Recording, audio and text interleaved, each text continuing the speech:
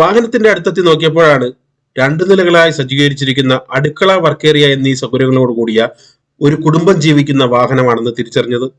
ഈ കുടുംബം തന്റെ വാഹനവുമായി നോർത്ത് ഇന്ത്യയിൽ നിന്നും യാത്ര തിരിച്ച് ഇപ്പോൾ കേരളത്തിലെ പല ഗ്രാമങ്ങളിലും പട്ടണങ്ങളിലുമായി കറങ്ങി നടന്ന് ഉപജീവന മാർഗമായി അവരുടെ സാധനങ്ങൾ വിറ്റഴിക്കുകയാണെന്ന് മനസ്സിലായി.